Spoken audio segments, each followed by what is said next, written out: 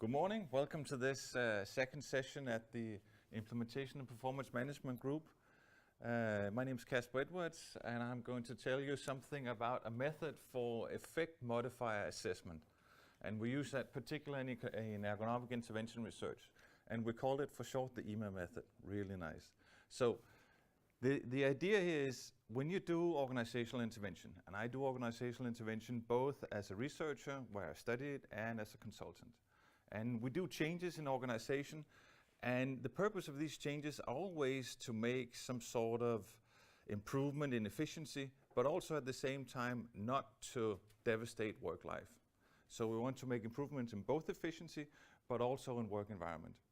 And when we've done the implementation and we've done the change, the question arises, what was really the cause and effect here? As a researcher, I would really want to know that the method that I've been using is the method that actually caused the change and caused the desired effects. As a consultant, that's usually a lot easier because I would always claim that any positive change that takes place in the organization, that's because of the consultant. As a researcher, that's a somewhat harder sell, because the usual method we use when we do intervention research is that we do a simple measurement before the intervention. So we measure, for instance, work strain and productivity and efficiency and work-life balance, and then we do the intervention. And we make changes, and we make workshops, and we make all sorts of stuff, and a lot of changes happens over a long period of time. And then the intervention is finished, and we make another measurement. We measure the same things again, work environment, strain, performance and efficiency. And if there's a positive change, then we usually would assume that, well, this is because of the intervention. We made an intervention and a change has happened, and all the good things is because of the intervention. However, these are organizational interventions. So very often these interventions take place over 3 to 4 to 6, sometimes over a year. And a lot can happen in an organization over a year.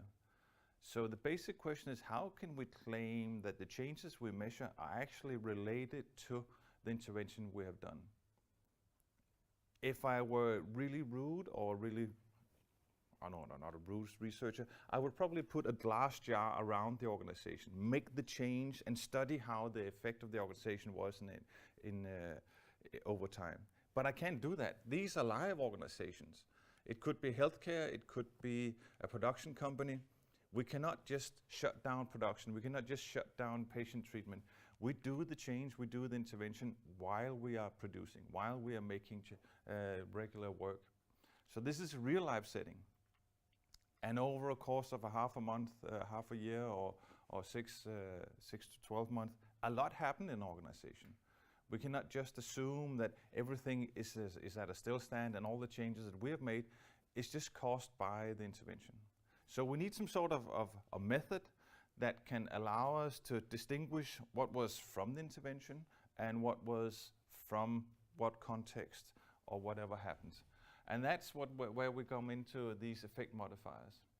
And what we do is that the basis of this method is simply a workshop. This is our primary data collection. So after the intervention is finished, 6 months has passed, we have measured that there's a change, everything looks good, and we want to be really sure that these changes are caused by the intervention. So we call for a workshop. And in this workshop, we have all occupational groups that has been affected by the change. So it's not everyone in the department, it's not everyone in the organization. Usually about 3 to 6 people is good. That can be managed in 2 hours. If we go past the 6 people, it's going to be a lot of information. And less than 3 people, we sort of miss all the details, and we also lose some of the group dynamics. So we ask them 3 general questions. We call them 3 themes. The first is, what are the significant events and changes that have taken place over the last 6 months, if the intervention happened in the past 6 months? And then we ask them afterwards, so what are the changes in processes and equipment? And the last question, because we're interested in work environment, we ask specifically, what are the changes in work environment? So this serves as a funnel. We start with a very, very broad question and then narrow it down. And hopefully this narrowing will trigger that people begin to realize that there has been some work environment changes. We do this each at a time, and then after, for the first theme, significant events and changes, then we ask respondents to reply on individual notes. And this is very important. It's very important that they don't begin to talk. Because if the respondents talk, they form, a dominant story of what did happen. So we lose a lot of variation. We lose a lot of the details. We lose a lot of the stories. So as a researcher or facilitator of this process, it's very important to say, well, don't talk, just write.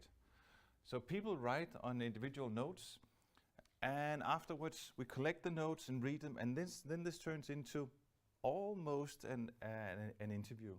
We have all these descriptions of changes that are taking place. Someone got fired, we got a new machine, a change in work processes. These are then placed on the wall. Here you see the green ones are from the first theme, the yellow ones are from the second, and the red one from the third theme. They're placed on a wall which represent a timeline. So in doing this timeline, we ask, so what does this mean? Change in work process, a new blood sampling machine. What does that mean? How does that change your work? So it turns into an interview where the individual replies and explains and expands on what actually happened at this particular time. We place it on a timeline, and after that, it gives us a very nice detailed picture of the sequence of events that happened in the organization. And we do this for all 3 levels. So after the 3 levels have been completed, we have a very detailed picture and a very detailed, thick description of what has happened in the organization. Then we go into the second phase of the group interview. We simply ask we ask all the participants to score each individual note. What was the impact on work environment? Was it good? Was it no impact? Was it bad? And we mark that up on the note. So these are data we add to the post-it notes we have on the wall. And having done that, we also ask all of the respondents to identify which of these events are actually part of the intervention. So we mark up on all these all these notes.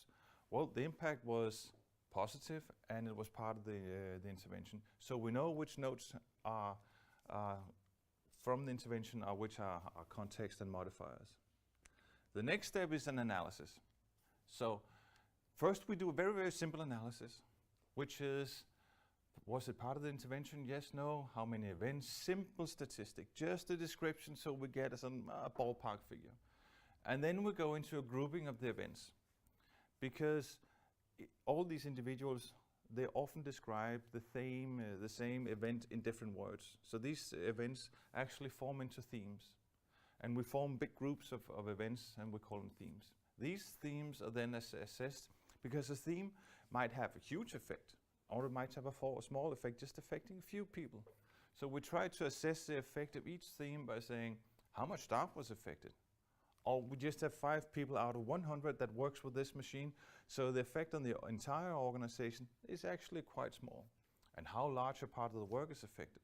Or it's just 5% of the work, or it's all day. I mobilize people all the time, so getting this new machine is really, really important. And this leads us to assess the impact. From this particular intervention, this particular event, what was the impact on work environment? So that gives us sort of an overview, and it allows us to come to a complete overall assessment. And the changes is, did this cause the intervention or not? So a case, so here we are at a neurological department. It's about 100 people, 2 wards, and they decided to implement a new care concept. This new care concept would integrate care and training. That would be therapists and nurses would have to work together. Nurses would have to learn how to do almost therapy in the waking up of patient, the way they mobilize patients, and the same for therapists. They would have to learn some therapy as well. They would also have to redesign the ward round and make an interdisciplinary ward round where we get all the people around the patient. And there was also a desire to improve work environment.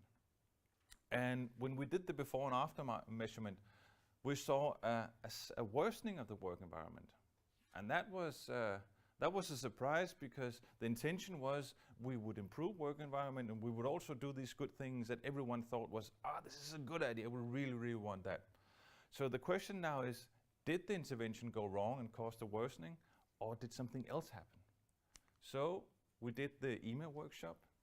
We had 4 people in the room, for 2 hours. We collected 46 post-its, and the simple analysis says that we only had 16 events that were caused by the intervention. Those were balanced between some that had negative impact on work environment and with good positive impact on work environment. But we had a huge amount, almost double amount of modifiers, things that were not part of the intervention, that were changes, cutbacks, that had huge negative impact on work environment. So this just gives us an overview that something is amiss. But it doesn't say anything about the weight and how we should analyze it. So we went into further analysis and developed themes to assess the effect. And few themes have emerged. The new care concept, the integration of care and therapy, that was really positive, in particular for the psychosocial work environment. They perceived better collaboration, and it affected all staff, and we had 7 events that accounted for this, and this was a positive effect on the work environment. But we also had 2 themes that were related to the intervention, because there were some meetings, there were some breaks that had been removed. So there were some rationalization effects that caused work intensification, and these showed up as a negative effect on work environment. And also there was a new management style as an effect of this new way of working. It had become more instructive. You have to do this and this and this, and this was partly because this new way of working, it required more coordination, so you could not just let nurses and therapists go together here and there and just coordinate for themselves. This was a system that had to work department-wide. If it broke one place, everything would fall apart. So it was a more, wouldn't call it dictatorship, but it was a more direct management style, and it didn't sit well with the employees. So we have both positive and also almost the same amount of negative effect from the intervention. But then there was a lot of modifiers, and most of them, except for one, were negative. And these had nothing to do with the department.